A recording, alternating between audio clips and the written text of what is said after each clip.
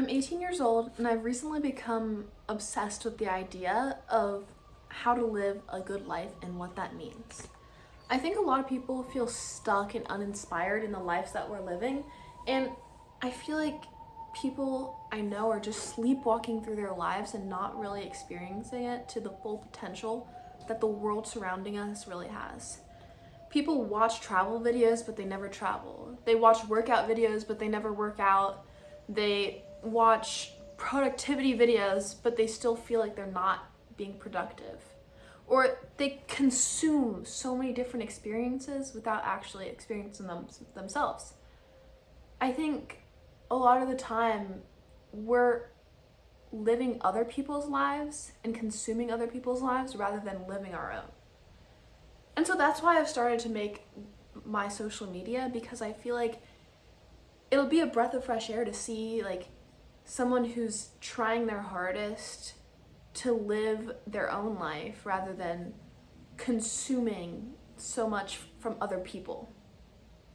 And instead of living an optimized, scheduled life, I just want to be fulfilled and live my life to the biggest potential that it has. Part 1. Who am I? So, I am 18 years old. My name is Mirabel.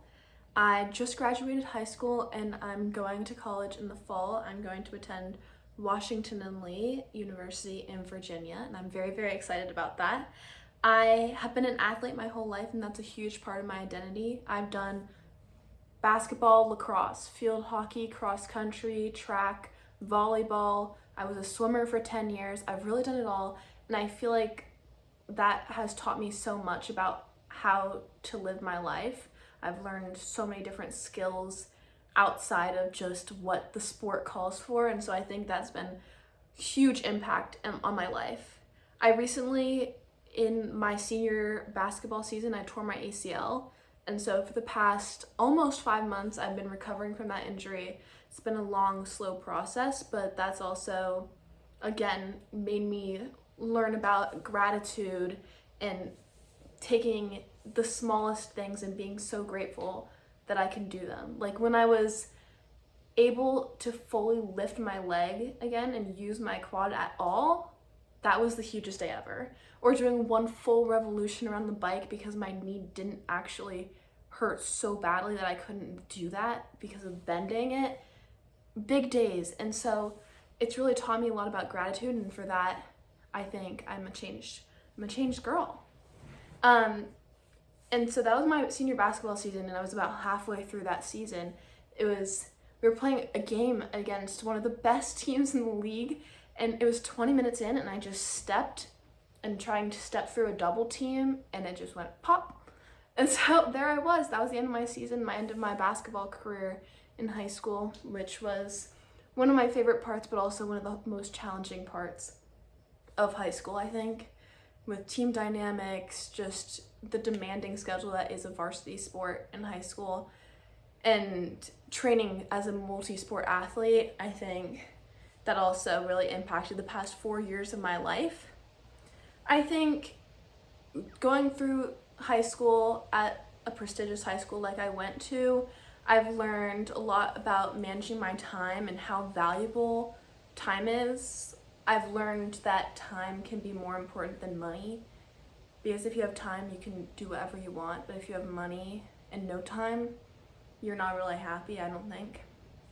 And so the more I watch people just spend their time online, like before school when we're just sitting in a group of girls just all together, but instead of socializing, people are just scrolling on their phone in the corner. It makes me sad because they're not living their own life, they're watching someone else live theirs. And I just find that so inspiring to do better for myself, because that's all I can control. And so my life is all about controlling the controllables, and that's sports, career, school, anything, controlling what I can control. And I think that helps a lot with mental health as well.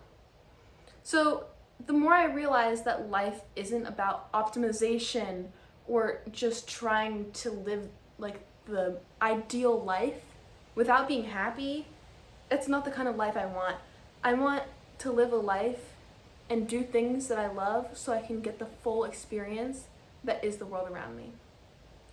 And so I think a lot of really ambitious people who are like me, and I've been this person, that was me recently until I've had this realization, they turn life into a checklist. They want to know, read this book because it's going to change your life. Track your calories, it'll make you skinny. Work out, optimize every single aspect of your life. But is it really fulfilling to do that? I don't think so. And so you wake up one day when you've been doing this in every part of your life, applying to college, doing these classes, taking these AP classes because it'll get you into the best college. Well, are you happy? I don't think so. And so you wake up and you're not enjoying your life that you've worked so hard to create for yourself. And I think that terrifies me a lot. And so instead of just trying to set all these goals for yourself, I think it's important to take a step back and realize, like, what are these goals you're setting? And then focus on the actions that you're going to be doing in your life to achieve and become that person that you want to become. And so recently, I watched a video by Hormozy, and there's a quote that really stood out to me, and let me read it. It was, "The goal of the winner is to commit to the activities. The goal of the loser is to commit to the goal." So committing to the activities rather than committing to the goal. Like, once you have the goal in mind, like, I know I'm a really ambitious person and I have the goal to be that person who I have in my brain. And the hard part for me is the consistency with the activities that will get me there. Whereas I think a losing mentality is like, you don't know. You're lost in the world around you and you don't know what you want from what's around you. And I think that's an important thing to think about. And so if there's one thing that you come away from this video with, I think it's my philosophy on what life is. And that philosophy is, the purpose of life is to experience everything you can to its fullest potential.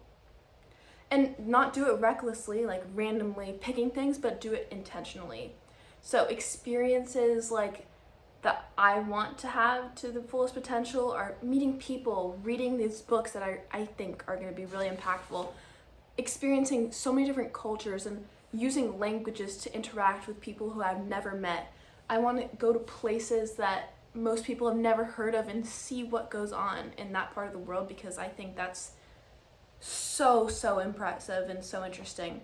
And I also want to challenge myself, because living life to its fullest potential wouldn't be possible without challenging yourself to get to the places that aren't attainable from where you are right now. Just challenge yourself to improve consistently over time, and it'll get you to a place that you never thought was possible. I want to squeeze so much out of the life I'm given, because I know that time is so minimal and so fleeting. You never know what's going to happen next. And so I want to use every single one of the seconds that I'm given every day and use it, and without wasting a single second. And I know we need to sleep, and that's important, because without sleep, you're not going to be able to live your life to the best way you could possibly live. But other than that, I want every second to be used in an inspiring, interesting way. I don't think life is something to consume. I think life is something to experience and participate in. So I have this philosophy, and I think once you have all these big ideas, what are they worth if you're not doing anything about it? So I have a list of things that I'm doing to try to actually implement my philosophy into my life, and so I'm going to read off this list. So number 1, university. I'm a student. I will be going to college in the fall, and so I'm going to try to do a double major as of right now in politics and neuroscience. In high school, I found that the topics who I was most interested in were international relations and humanities and language and history, even though those were not my best subjects, as you could see from my transcript and my GPA, but I just found them really, really interesting. But the classes that I had best grades in were math and science and like STEM classes, but I didn't enjoy going to those classes at school. And so that was a struggle for me, for sure. But in my free time, last year I started to listen to podcasts And Huberman Lab podcast actually inspired me to do my own research, and creators like Bella Dane, who is so interested in neuroscience, like I've learned so much from these people, and they inspired me to do my own research, and now neuroscience is something I'm so interested in. And so I'm hoping that while I'm at Washington and Lee, I'll be able to spend some time studying politics and neuroscience, because I love the liberal arts college process and like system where you can take so many different topics and learn everything that you could possibly want to learn at a place. And so I'm hoping to take advantage of that, and we'll see how it goes. I'm continuing to learn French. This past year I took AP French, and I didn't enjoy it, but I love the idea of speaking a million languages. And I think I need to complete French before I can move on to learning Spanish, Arabic, Russian, everything else that's on my mind. So I need to complete French and be able to reach a proficiency level that would be passable if I was trying to live there. I can have a conversation, I can read a paper pretty well, but I don't think I'm fluent yet, and I want to get there. So I'm going to be working on that at WNL, because I just feel like if you know a language, you have another worldview, and then you can experience that culture. And that's, again, trying to have those experiences and experience life to its fullest potential, because I just feel like if you're not, you're missing out. I'm trying to read more because I feel like that gives you different perspectives that you're not able to get on your own, and you're not able to get on the internet either. Because when you're reading a book, you're so in it. You're not distracted by anything else. You're just in that book, in that perspective. And so right now I'm reading a memoir by Madeleine Albright, because she is Secretary of State, and that is a career that I would love to have. I'm also really, really into working out, and part of recovering from my ACL journey, I just try to lift and stay athletic, because I think health is wealth. If you're not healthy, you're not able to do the things that you love. And I also love working out. It's just so fun for me. And I think I'm training for, hopefully I'm going to do High Rocks next year when I'm able to run again. And so training and having a goal, and I'm just so goal oriented. And so having that plan, I really, really, I benefit from that. And so working out is something I'm doing. I have a job. I'm working for an engineering company, and I'm doing a lot of reading for that. And I'm also working on a political campaign for a state representative. And that's such a cool experience for me. And I'm just trying to see as many different things as possible. And I'm hopefully going to be able to sit in on some surgeries this summer at like a surgical center nearby, because that was at our career fair. And even though I might not want to be a surgeon, well, maybe, who knows, but even though that's not my top thing, I just feel like it's so cool to experience all these different careers before I get stuck down one path and can never leave it. And also, the last thing that I'm doing to try to experience everything is starting this channel in my social medias, because I feel like that's just a huge part of the world today is online. And I need to see what is going on in that world and experience that to its fullest potential. So I'm 18. I don't have it all figured out. And maybe in 10 years, I'll look back on this and be like, you were completely wrong. But that's a risk I'm willing to take. I feel like it's better to try and be wrong compared to just not doing anything and not learning from the process. And so I'm building this life in real time. I don't know what I'm doing, but I'm just trying my best. And if you're trying to become a little healthier, a little smarter, a little more involved in trying new different things and have so many cool experiences, I'd love for you to follow along on my journey to living and becoming a person who lives their life to its fullest potential. So that's me, and welcome.